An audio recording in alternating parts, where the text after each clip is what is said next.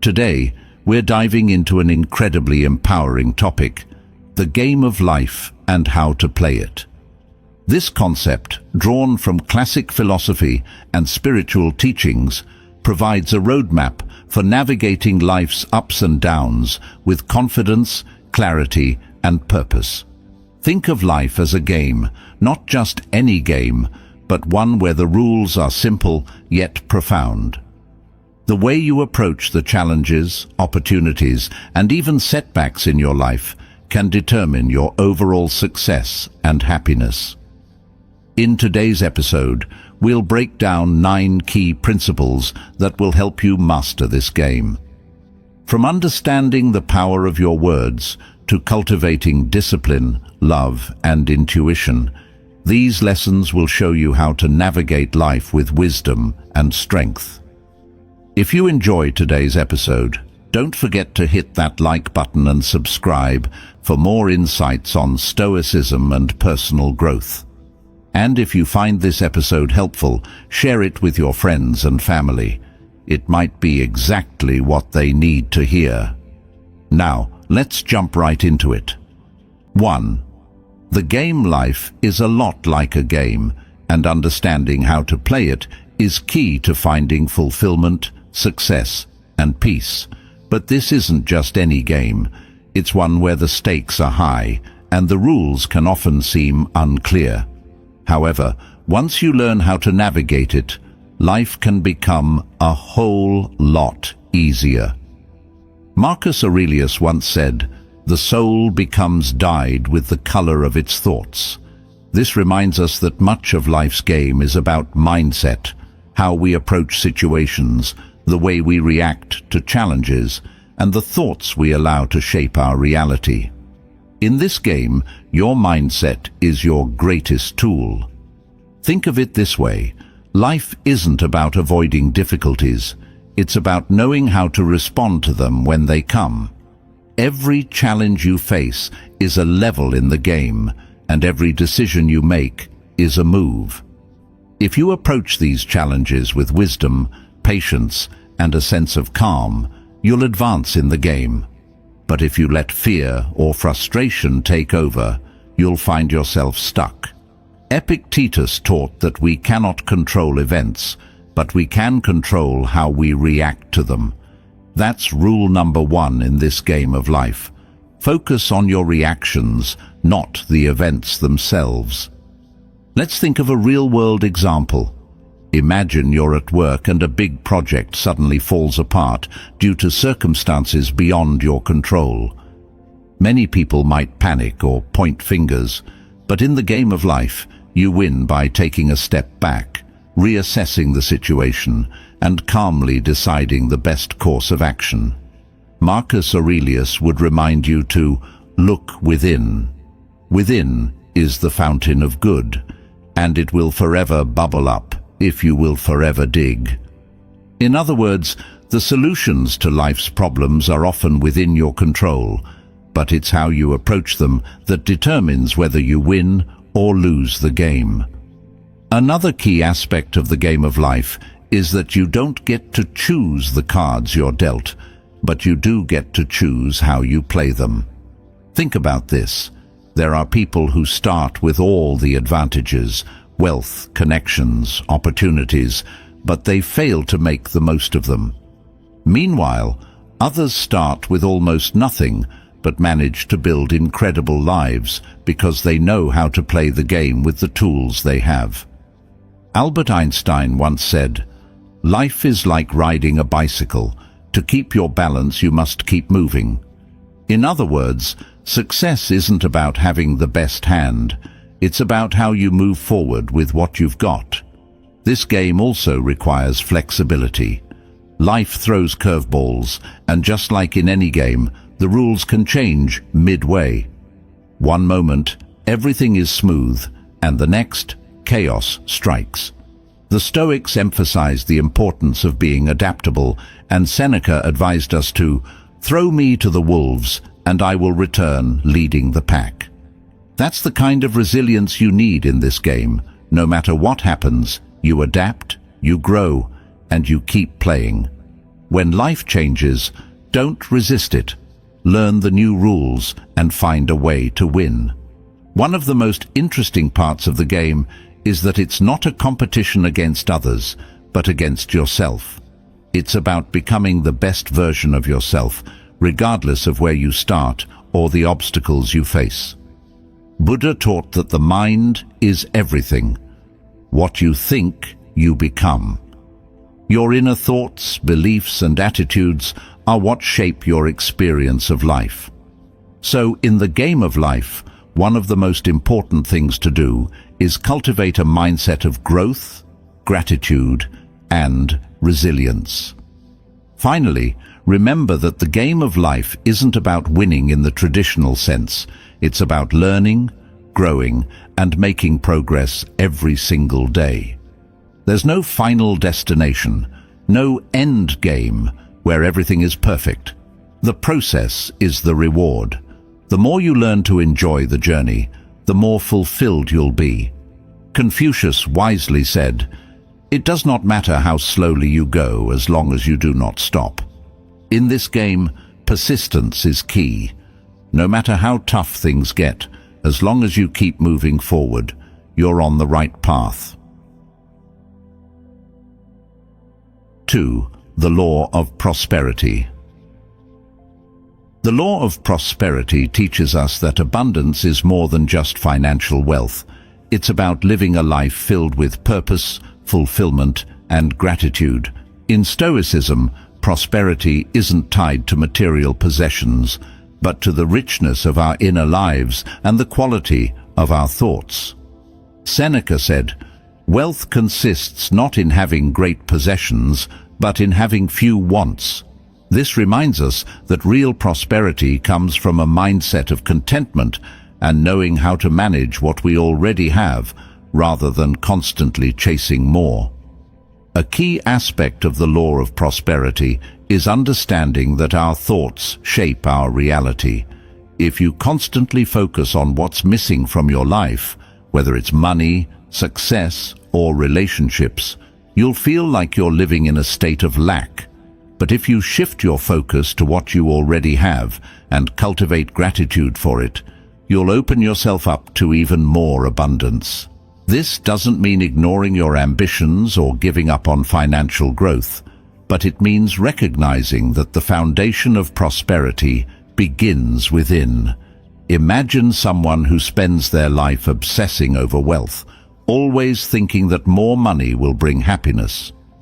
Even if they achieve financial success, they might still feel unfulfilled if they've neglected other aspects of their life, like relationships, personal growth, or health. On the other hand, a person who lives with a mindset of gratitude for what they have, whether it's modest or abundant, finds a sense of peace and satisfaction.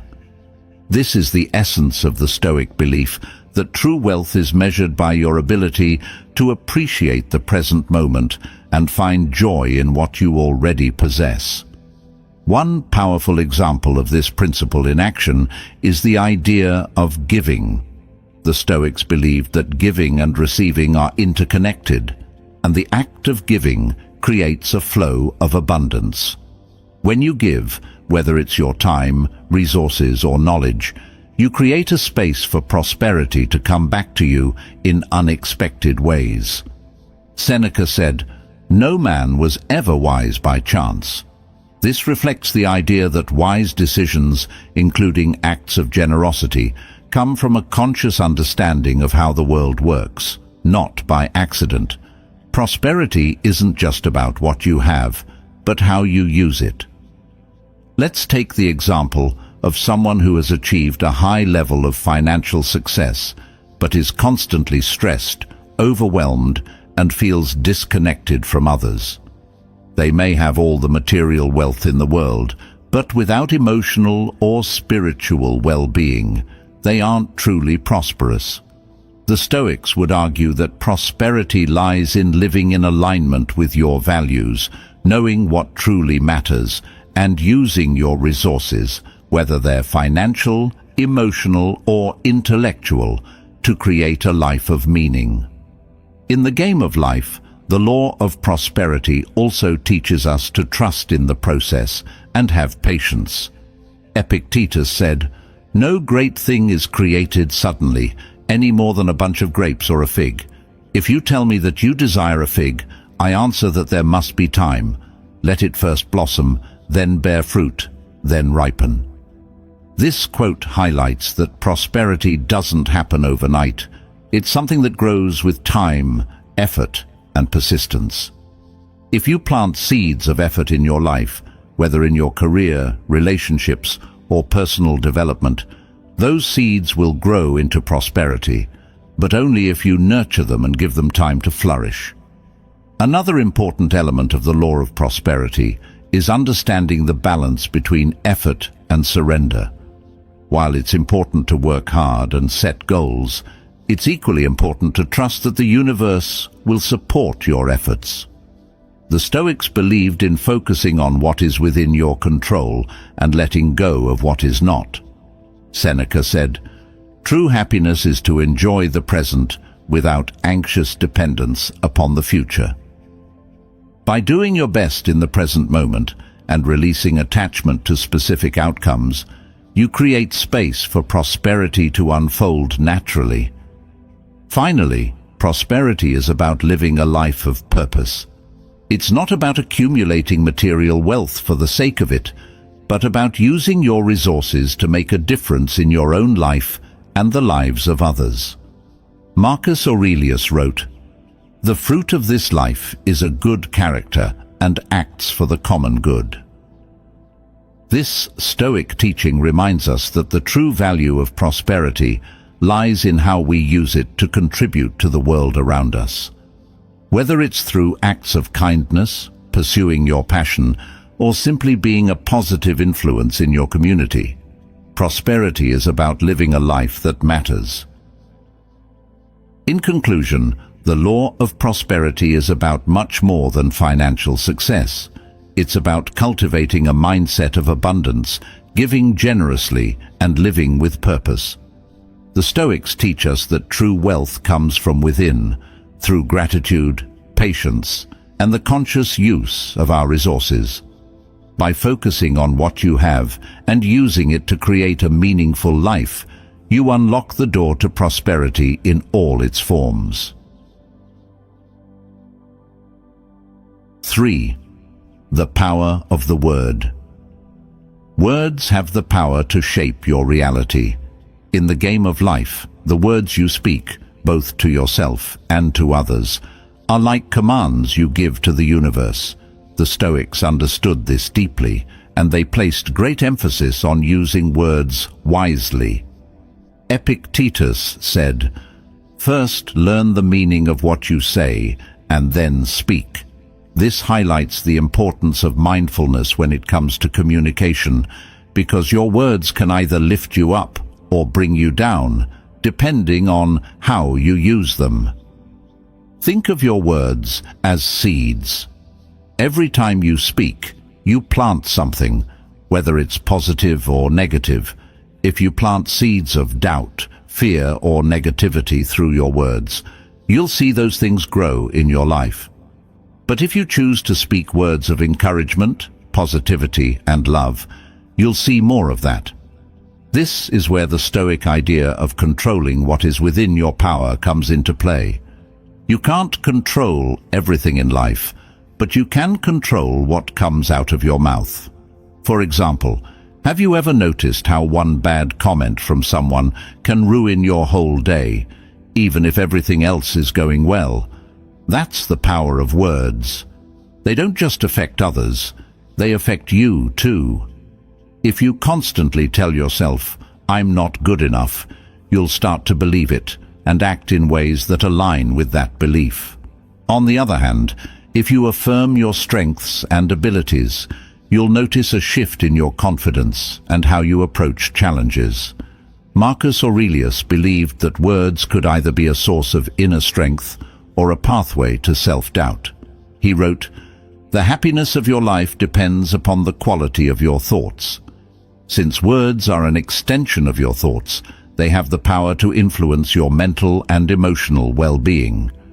Choosing your words carefully can lead to a more peaceful, empowered life. In relationships, communication is the cornerstone of trust and connection. The words you choose to use with your loved ones can either strengthen the bond or weaken it. A moment of anger, when fueled by thoughtless words, can damage a relationship for a long time. Seneca said, "Speech is the mirror of the mind." This reminds us that what we say reflects what's going on inside of us. If we're calm and collected, our words will reflect that. If we're angry or frustrated, those emotions can come out in ways that harm rather than help. Consider the power of silence, which is just as important as the power of words. Sometimes, not saying anything is the wisest choice you can make. Silence allows you to reflect, gather your thoughts, and respond from a place of calm rather than reacting impulsively. Buddha taught, "Better than 1,000 hollow words is one word that brings peace." Silence, when used appropriately, can be a powerful tool for avoiding unnecessary conflict and preserving peace.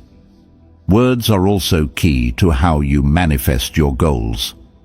The law of attraction, which overlaps with Stoic teachings on focusing on what you can control, emphasizes that the words you use can either attract or repel the things you want in life. When you speak about your goals with confidence and clarity, you set the stage for them to come into reality. On the other hand, if you talk about your dreams in a way that's filled with doubt or negativity, you push them further away.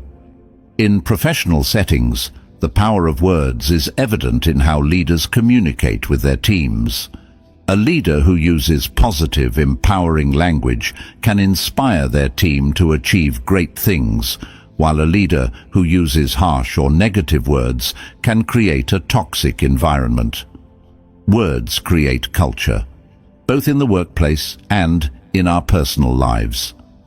The Stoics remind us that our words are a reflection of our inner state, and by controlling our speech, we control the environment we create around us. Lastly, remember that words have a ripple effect. What you say to someone today may not only impact them, but also the people they interact with. A kind word can uplift someone who then goes on to spread that positivity to others. Similarly, negative or hurtful words can have long-lasting effects that ripple through your social circle, creating tension and disharmony. In conclusion, the power of the word is one of the most impactful tools you have in the game of life. The Stoics teach us to speak mindfully, understanding that our words carry weight and can shape our reality. Whether you're communicating with others or talking to yourself, the words you choose have the potential to either build up or tear down. So, choose wisely, speak with intention, and remember that silence can sometimes be the most powerful word of all. The Law of Non-Resistance. The law of non-resistance is about learning to flow with life rather than fighting against it. It's the idea that when we resist circumstances, people, or emotions, we create more tension and struggle in our lives. The Stoics believed that we can't control the external world, but we can control how we respond to it. Epictetus said, "It's not what happens to you, but how you react to it that matters." Non-resistance is about accepting life as it comes and responding with calmness, rather than trying to force things to go your way. Think of resistance like swimming against the current of a river. The more you fight the flow of the water, the more exhausted you become and the less progress you make. But if you allow yourself to go with the current, you'll find that the journey becomes much easier and you're able to navigate the river with more grace. This doesn't mean giving up or being passive. It means recognizing when it's more productive to adapt and adjust rather than to resist. A good real-life example of non-resistance is dealing with change. Many people fear change because it brings uncertainty and disrupts the comfort of routine. However, change is a natural part of life, and resisting it only creates more stress. The Stoics taught that the universe is in constant flux, and our ability to adapt to this change is what determines our peace of mind. Marcus Aurelius wrote, "The universe is change, our life is what our thoughts make it." By accepting the inevitability of change, you free yourself from the frustration that comes with trying to keep things the same. Non-resistance is especially powerful when it comes to dealing with difficult people or situations. Imagine you're in a conflict with someone at work or in your personal life. If you resist the situation by becoming defensive or trying to control the other person's behavior, the conflict often escalates. But if you approach the situation with acceptance, acknowledging that you can't control their actions, but you can control your response, you maintain your peace and have a better chance of resolving the issue. Seneca said, "We suffer more often in imagination than in reality." Much of our suffering comes from the mental resistance we create rather than the situation itself. Non-resistance also applies to emotions. The Stoics believed that resisting emotions like anger, sadness, or fear only amplifies them. Instead, we should observe our emotions without judgment, allowing them to pass through us without getting caught up in them. Epictetus taught that emotions are natural, but it's how we choose to engage with them that matters. If you try to suppress your emotions or deny them, they often become stronger. But if you accept them and allow yourself to feel them without resistance, they eventually lose their power over you. Consider the law of non-resistance in the context of personal goals and ambitions. Sometimes, when we're too attached to a specific outcome, we create resistance by trying to force things to happen. This often leads to frustration when things don't go as planned. However, if you approach your goals with a mindset of non-resistance, doing your best but remaining open to different possibilities, you allow opportunities to flow to you more naturally. Lao Tzu, the ancient Chinese philosopher, said, "By letting go, it all gets done." This reflects the idea that sometimes stepping back and releasing your need to control everything is the key to achieving what you want. Another important aspect of non-resistance is learning to let go of the past. Holding on to grudges, regrets, or mistakes is a form of resistance that keeps you stuck in a negative cycle. The Stoics believed in focusing on the present moment and accepting that the past is beyond our control. Marcus Aurelius wrote, "Do not act as if you had 10,000 years to throw away. Death stands at your elbow. Be good for something while you live, and it is in your power." This teaches us that the more we cling to the past, the more we miss out on the present and the opportunities it holds. Non-resistance also plays a role in physical health and well-being. Stress, for example, is often a result of resisting what is happening in your life, whether it's a work deadline, a personal challenge, or an unexpected event. When you resist these pressures, your body responds with tension, which can lead to burnout or health issues. However, when you practice non-resistance, you approach these challenges with a calm and accepting mindset, reducing stress and improving your overall well-being. In relationships, non-resistance means accepting people as they are, rather than trying to change them. It's about recognizing that you can't control others' behavior, but you can control how you interact with them. This doesn't mean tolerating harmful behavior, but it does mean understanding that you can't force someone to act or think a certain way. Epictetus said, "Seek not that the things which happen should happen as you wish, but wish the things which happen to be as they are, and you will have a tranquil flow of life." By embracing this philosophy, you can maintain peace in your relationships, even when others don't behave as you expect. In conclusion, the law of non-resistance is about flowing with life rather than fighting against it. The Stoics remind us that resistance creates suffering, while acceptance leads to peace. By embracing change, accepting emotions, and letting go of the need to control everything, you create a life of greater ease and fulfillment. Non-resistance doesn't mean giving up. It means adapting, growing, and finding harmony with the natural flow of life. The law of karma and the law of forgiveness. The law of karma and the law of forgiveness are deeply intertwined concepts that teach us the value of our actions and the power of letting go. Karma operates on the principle that every action we take has consequences, whether good or bad. The Stoics had a similar belief, emphasizing that the choices we make create a ripple effect not only in our own lives, but in the lives of others. Epictetus said, "What is the fruit of these teachings? Only the most beautiful and proper harvest of the truly educated, tranquility, fearlessness, and freedom." This reflects the idea that the way we behave comes back to shape our inner peace and the course of our lives.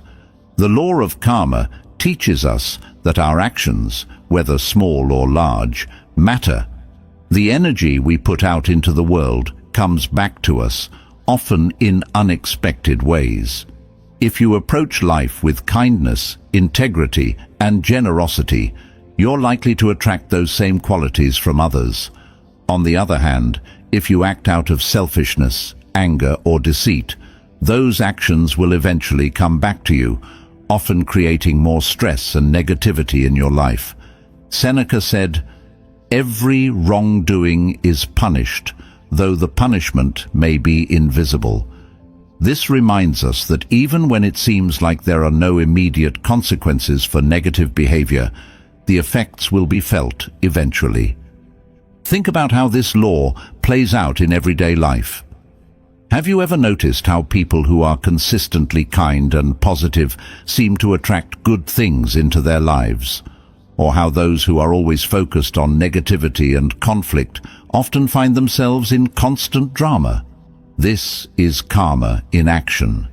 The Stoics believed that we have control over our actions, and by choosing the path of virtue, we create a more peaceful and fulfilling life.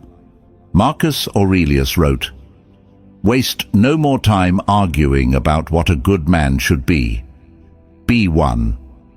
In other words, focus on living a life of integrity, and karma will take care of the rest. The other side of karma is forgiveness. The Stoics taught that holding on to anger, resentment, or bitterness only harms us in the end. Epictetus said, "When you are offended at any man's fault, turn to yourself and study your own failings. Then you will forget your anger." This reflects the Stoic belief that forgiveness is a powerful tool for maintaining inner peace. By forgiving others, you free yourself from the emotional weight of the past and open the door to healing. Forgiveness isn't about excusing bad behavior or forgetting what happened. It's about letting go of the emotional attachment to the hurt. When we refuse to forgive, we carry that burden with us, often allowing it to affect our mood, decisions, and relationships. Nelson Mandela, who spent 27 years in prison, famously said, "Resentment is like drinking poison and then hoping it will kill your enemies." This perfectly encapsulates the idea that holding on to anger or grudges only harms the person holding on to them, not the one who caused the harm. Imagine a situation where someone wronged you, perhaps at work or in a personal relationship. Holding on to that anger might feel justified, but over time, it only weighs you down. You might find yourself replaying the event in your mind, growing more frustrated with each passing day. The Stoic approach, however, would be to recognize that you cannot control the actions of others, but you can control how you respond. By choosing to forgive, you release yourself from that emotional burden and regain your peace of mind. In the game of life, forgiveness is a crucial skill. The Stoics believed that life is too short to waste on grudges or unresolved conflict. Marcus Aurelius wrote, "The best revenge is to be unlike him who performed the injury." This means that instead of retaliating or holding on to anger, the best way to move forward is by living in accordance with your values. When you forgive, you don't condone the behavior, but you refuse to let it define your actions or your life. The law of forgiveness also applies to how we treat ourselves. Sometimes the hardest person to forgive is ourselves, whether it's for mistakes we've made, opportunities we've missed, or the way we've acted in the past. The Stoics taught that while we should strive for self-improvement, we must also practice self-compassion. Seneca said, "It is not because things are difficult that we do not dare, but because we do not dare that things are difficult." This reflects the idea that self-forgiveness is a powerful tool for overcoming obstacles and moving forward in life. Forgiving yourself doesn't mean ignoring your mistakes. It means acknowledging them, learning from them, and then letting go of the guilt or shame associated with them.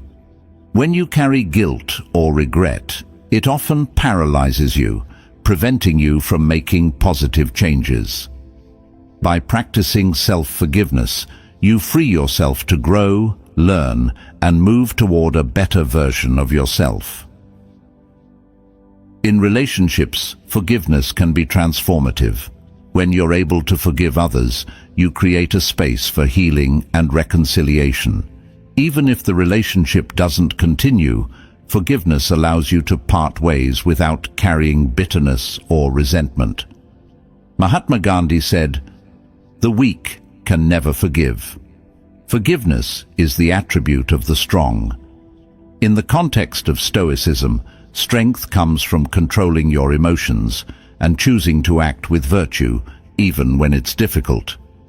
In conclusion, the law of karma and the law of forgiveness teach us that our actions and attitudes shape our lives. The Stoics remind us that by living a life of virtue and integrity, we create positive ripples in the world. At the same time, forgiveness, both for others and ourselves, frees us from the emotional burdens of the past and allows us to move forward with peace and clarity. Together, these laws show us that in the game of life, we hold the power to shape our reality through our actions and the grace of letting go. 6. Casting the burden. Casting. The burden is about letting go of the emotional, mental, or even spiritual weight that holds us back in life.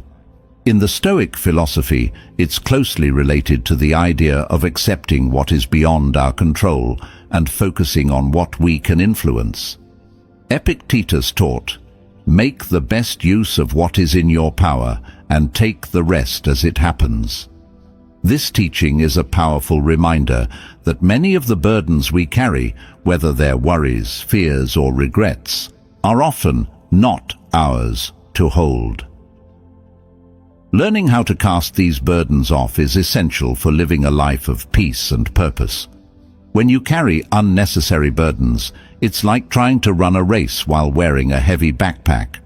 Every step becomes harder, and eventually, you may find yourself unable to move forward at all.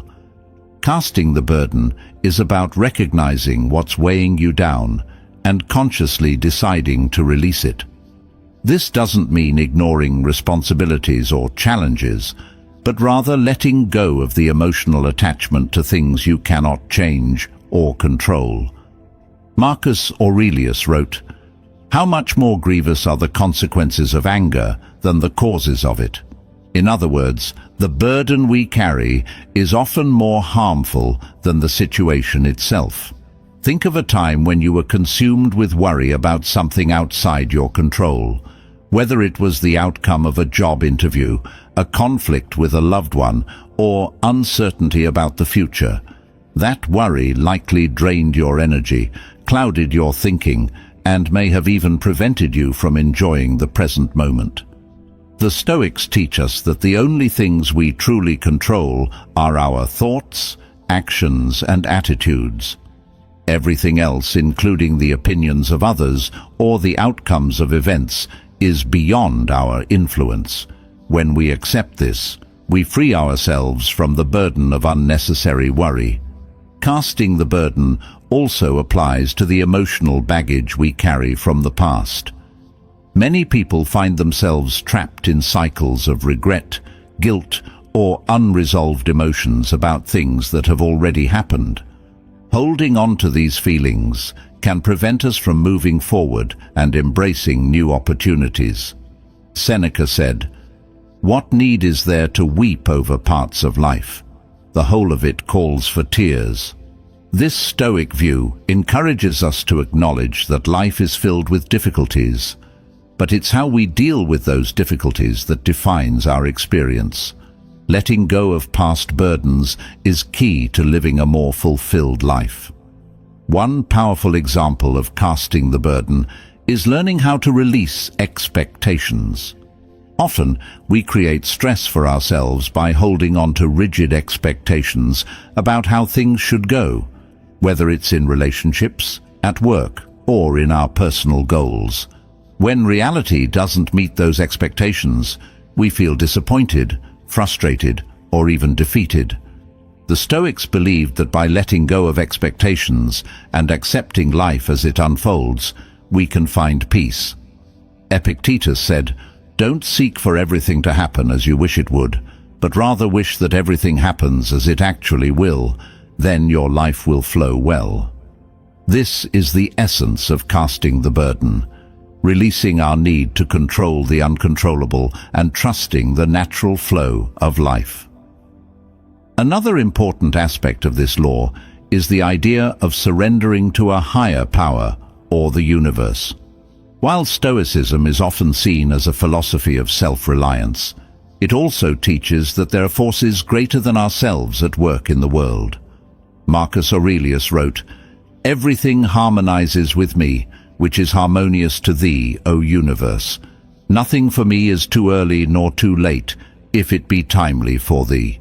This Stoic teaching reflects the idea that we are part of a larger whole, and sometimes we must surrender our burdens to that higher power, trusting that the universe will take care of what is beyond our control. In relationships, casting the burden can be incredibly liberating. Many people carry the emotional weight of trying to fix others, control their behavior, or make everything perfect in their relationships. This burden can create frustration and conflict because, as Stoicism teaches, we cannot control others, only ourselves. By casting off the burden of trying to change someone else, you create space for acceptance, understanding, and healthier connections. Seneca advised, "Associate with people who are likely to improve you." This doesn't mean cutting people off, but rather understanding that we can't carry the responsibility for someone else's growth or happiness. Let's also look at casting the burden in terms of health and well-being. Stress, anxiety, and emotional strain often manifest physically, leading to fatigue, headaches, or even more serious health issues. By holding on to burdens, we create tension in both our minds and bodies. Stoicism teaches that by releasing these burdens, whether through mindfulness, reflection, or acceptance, we can restore balance and improve our well-being. Epictetus said, "We are not disturbed by things, but by the views we take of them." This means that much of our stress is self-imposed, and by changing our mindset, we can cast off the mental weight that holds us back. Finally, casting the burden doesn't mean avoiding responsibility or giving up on your goals. It means recognizing what is within your control and focusing your energy there. Instead of trying to carry the weight of the world on your shoulders, Stoicism teaches you to focus on what you can do today, in this moment, and trust that the rest will unfold as it should. Marcus Aurelius wrote, "Do every act of your life as though it were the very last act of your life." This Stoic wisdom encourages us to live fully in the present, giving our best effort without worrying about what's beyond our reach. In conclusion, casting the burden is about letting go of the emotional, mental and spiritual weight that prevents us from living a peaceful and fulfilled life. The Stoics remind us that we cannot control everything, and by focusing on what is within our power and releasing the rest, we free ourselves from unnecessary suffering. Whether it's releasing past regrets, managing expectations, or surrendering to the flow of life, casting the burden is a vital step in mastering the game of life. 7. Love. Love, in its many forms, is one of the most powerful forces in life. While the Stoics are often associated with emotional detachment and rationality, they also recognize the importance of love, both as a guiding principle and as a source of strength. Love, for the Stoics, isn't just about romantic relationships. It encompasses compassion, friendship, and the love of humanity. Marcus Aurelius wrote, "The universe is change. Our life is what our thoughts make it. But love, that is what carries you through all of life's transitions." In other words, love, when guided by reason and virtue, is what helps us navigate the highs and lows of life. At the heart of Stoic love is the idea of agape, a deep, unconditional love that extends to all human beings. This form of love is not driven by personal gain or attachment, but by a sense of shared humanity and mutual respect. The Stoics believed that love should be grounded in virtue, meaning that it is selfless, compassionate, and focused on the well-being of others. Seneca said, "Wherever there is a human being, there is an opportunity for kindness." This reminds us that love isn't limited to a few special people in our lives. It's a way of approaching the world and treating everyone we encounter with dignity and kindness. One powerful way to think about love in the context of Stoicism is through the lens of community and connection. The Stoics believed that we are all interconnected and that our actions affect not only ourselves, but also those around us. Love then becomes the thread that holds society together. It's about recognizing that we are all part of the same human family and that our actions should reflect a commitment to the common good. Marcus Aurelius advised, "What's bad for the hive is bad for the bee." This reflects the Stoic belief that we cannot thrive individually if we are not working toward the betterment of the collective. In relationships, love is not about possession or control, but about mutual respect and growth. The Stoics believed that the healthiest relationships are those in which both individuals support each other's journey toward virtue and personal development. Epictetus said, "To love only what happens, what was destined. No greater harmony." This Stoic teaching encourages us to love people not because they are perfect, but because they are part of our shared experience of life. By accepting others as they are and supporting their growth, we create relationships that are based on mutual understanding rather than unrealistic expectations. Love, according to the Stoics, is also about self-love, not in the selfish, ego-driven sense, but in the sense of respecting and valuing yourself. The Stoics taught that in order to love others fully, you must first cultivate love and compassion for yourself. This means accepting your flaws, learning from your mistakes, and being patient with your own growth. Seneca said, "We are more often frightened than hurt. and we suffer more in imagination than in reality. This quote reminds us that much of our self-criticism is unnecessary and self-imposed. To love yourself is to treat yourself with the same kindness and patience you would offer to a dear friend. Another important aspect of love in Stoicism is the idea of detachment. This doesn't mean being cold or indifferent, but rather loving without clinging. The Stoics believed that we should love deeply, but also recognize that everything in life is temporary. Epictetus taught that we must be prepared to let go of the things and people we love, not out of a lack of care, but because attachment can lead to suffering. Marcus Aurelius wrote, "Accept the things to which fate binds you, and love the people with whom fate brings you together, but do so with all your heart." This Stoic approach to love teaches us to cherish the people in our lives while understanding that nothing is permanent. One of the most challenging aspects of love is learning to forgive. The Stoics believed that forgiveness is an essential part of love, because holding on to anger or resentment harms both the person who is holding the grudge and the relationship itself. Seneca said, "It is the power of the mind to be unconquerable."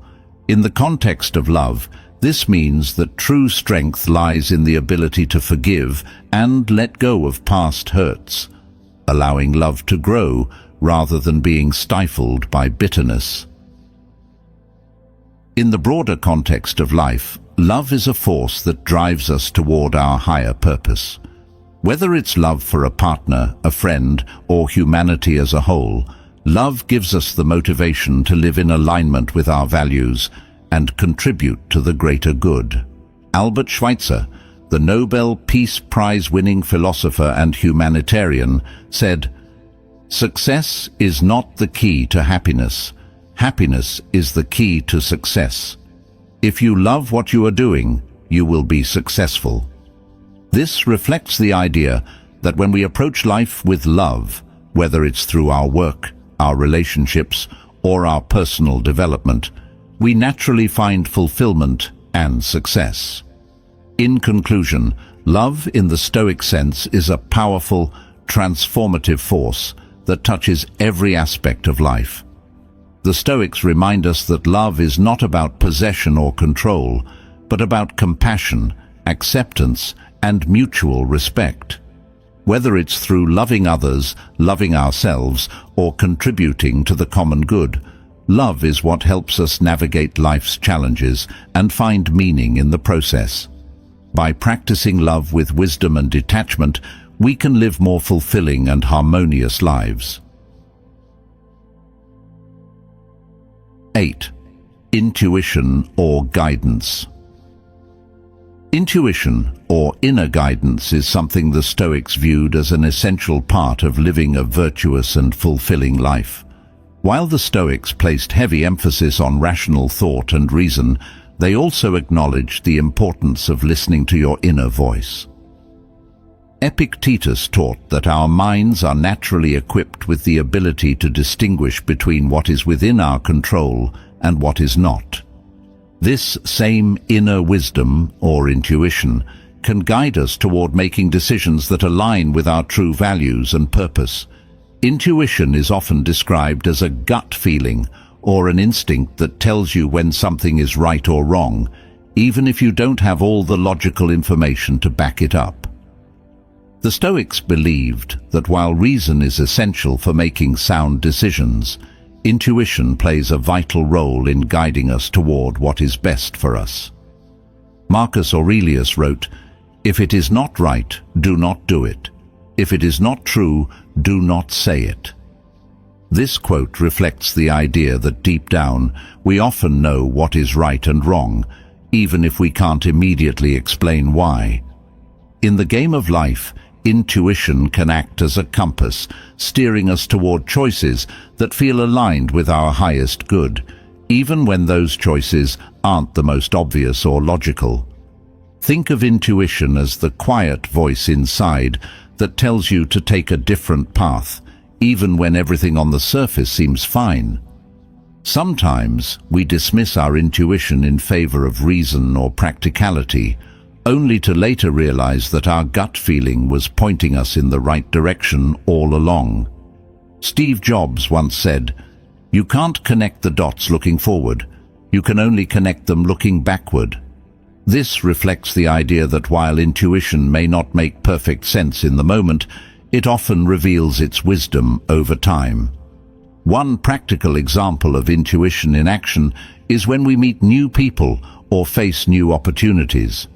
Have you ever encountered someone and instantly felt that something was off, even though there was no clear reason to feel that way? That's your intuition at work.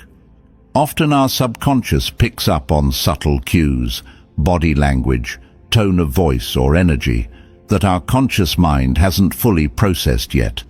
The Stoics believed that by listening to this inner guidance, we can avoid many of life's pitfalls. Seneca said, "Luck is what happens when preparation meets opportunity."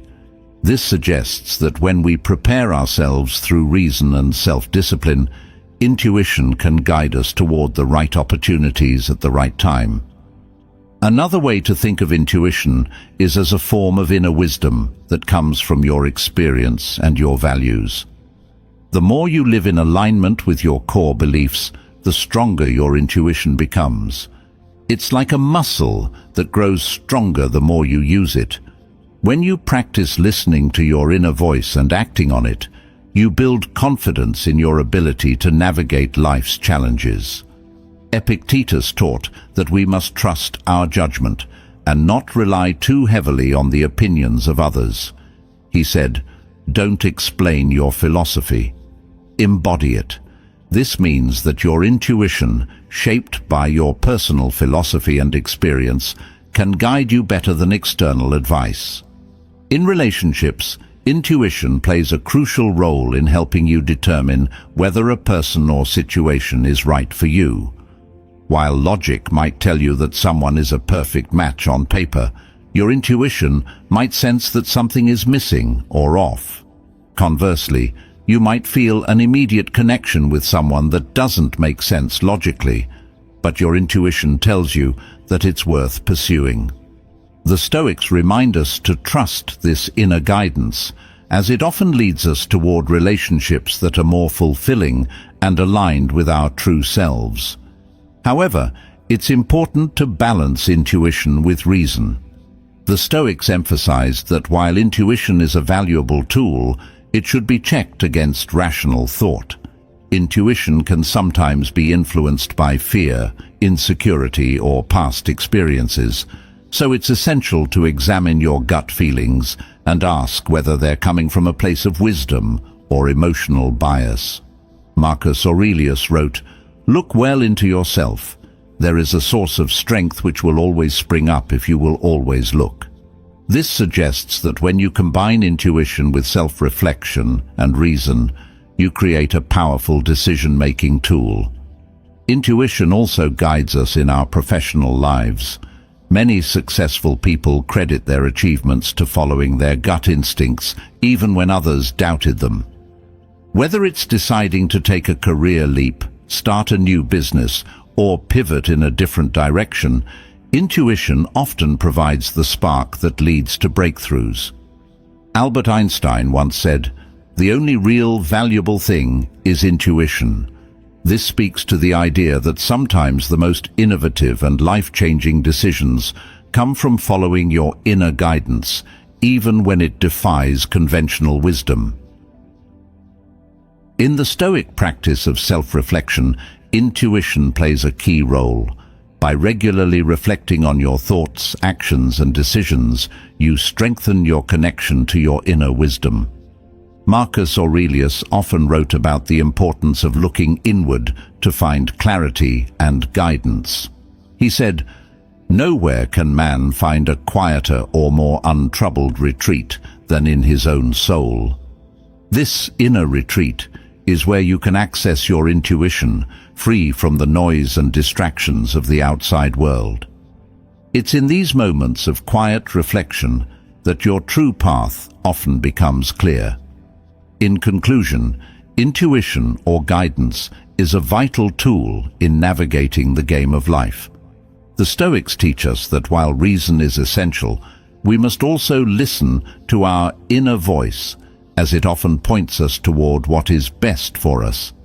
Intuition, when combined with self-reflection and wisdom, can guide us through difficult decisions, relationships, and opportunities.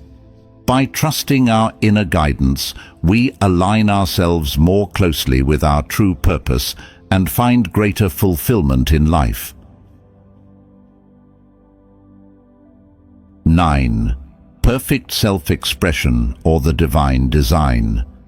Perfect self-expression, or what some call the divine design, is about living in alignment with who you truly are and fulfilling the unique potential you have within. In Stoicism, this concept aligns with the idea of living according to nature, understanding your place in the universe, and fulfilling your role with virtue and integrity. Epictetus said, "First say to yourself what you would be, and then do what you have to do."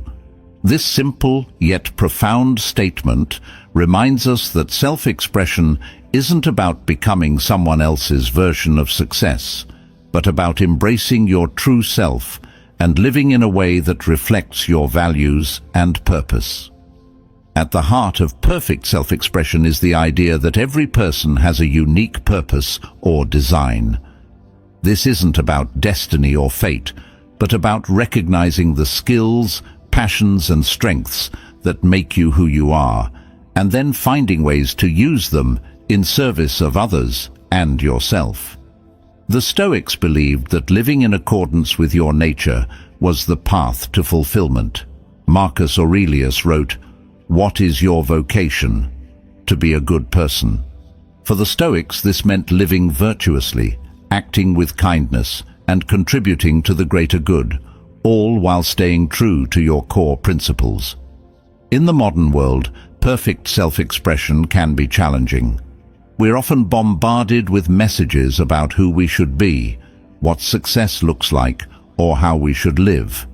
Social media, societal expectations, and the opinions of others can easily lead us away from our true selves, causing us to chase external validation rather than internal fulfillment. The Stoics encourage us to look inward and focus on our own path, rather than comparing ourselves to others. Seneca said, "It is not because things are difficult that we do not dare, but because we do not dare that they are difficult." This means that much of the struggle in life comes from our fear of fully expressing ourselves. Think of someone you admire, perhaps a leader, artist, or entrepreneur. What likely sets them apart isn't just their talent or skill, but their ability to live authentically. People who express themselves fully often stand out because they are unafraid to show the world who they truly are. They're not trying to fit into someone else's mold. Instead, they create their own path. Albert Einstein once said, "The person who follows the crowd will usually go no further than the crowd. The person who walks alone is likely to find themselves in places no one has ever been before." This quote reflects the idea that true success and fulfillment come from embracing your uniqueness and expressing it confidently. Perfect self-expression also requires self-awareness. The Stoics emphasized the importance of knowing yourself, your strengths, weaknesses, passions, and values. Epictetus advised, "Know first who you are, and then adorn yourself accordingly." This isn't just about physical appearance, but about how you show up in the world. When you know who you are, you can express yourself in a way that feels authentic and aligned with your true nature. This self-awareness also helps you avoid getting caught up in the opinions or expectations of others. Another important aspect of perfect self-expression is understanding that it's a journey, not a destination. You don't wake up one day fully formed with all the answers. Instead, self-expression is a process of growth and discovery, The Stoics teach us that life is about continual improvement, or what they called prokop, progress toward living a virtuous life. Seneca said, "As long as you live, keep learning how to live." This reminds us that perfect self-expression isn't about perfection itself, but about the ongoing pursuit of becoming the best version of yourself. In relationships, perfect self-expression means being honest and open about who you are, rather than trying to be someone you think others want you to be. The Stoics believed that true connection comes from authenticity, when you express yourself fully and allow others to do the same. You create deeper, more meaningful relationships. Marcus Aurelius wrote, "The happiness of your life depends upon the quality of your thoughts." This can be extended to relationships. When you're authentic in your thoughts and actions, you invite others to do the same, creating bonds based on mutual respect and understanding. Perfect self-expression also means taking risks. Often, we hold back from expressing ourselves fully because we fear rejection, failure, or criticism. The Stoics remind us that these fears are natural, but they shouldn't prevent us from living authentically. Epictetus said, "If you want to improve, be content to be thought foolish and stupid." This means that in the pursuit of self-expression, you might face doubt or misunderstanding from others, but that's part of the process. The more you express your true self, the more confident you become in your ability to navigate the challenges that come with it. In the context of your career or personal goals, perfect self-expression means aligning your work with your passions and values. When you do what you love and are true to yourself, your work becomes more than just a job. It becomes a form of self-expression. Steve Jobs famously said, "Your work is going to fill a large part of your life, and the only way to be truly satisfied is to do what you believe is great work. And the only way to do great work is to love what you do." This reflects the idea that perfect self-expression isn't just about creativity or art. It's about living in a way that feels true to you, whether that's through your career, hobbies, or relationships. In conclusion, perfect self-expression, or the divine design, is about living in alignment with your true self. The Stoics teach us that fulfillment comes from knowing who we are, embracing our unique purpose, and expressing it fully in the world. Whether it's through our relationships, work, or personal growth, the journey toward perfect self-expression is one of continual self-awareness, courage, and authenticity. By living according to your own values and staying true to your nature, you create a life that is not only successful, but deeply meaningful. I hope you found these lessons on the game of life and how to play it valuable and insightful. Remember, life is a journey filled with challenges, opportunities, and growth. Whether it's about trusting your intuition, practicing non-resistance, or living in alignment with your true self, the teachings of Stoicism offer us a timeless guide on how to navigate it all with grace, wisdom, and resilience. As you go forward, keep these principles in mind. Focus on what's within your control, release the burdens that hold you back, and strive to live authentically and purposefully. The game of life isn't about perfection. It's about progress and finding fulfillment in the journey itself. Spread the word and share this episode with friends or family who might benefit from these insights. Until next time, stay strong, stay present, and keep playing the game of life with a stoic mindset.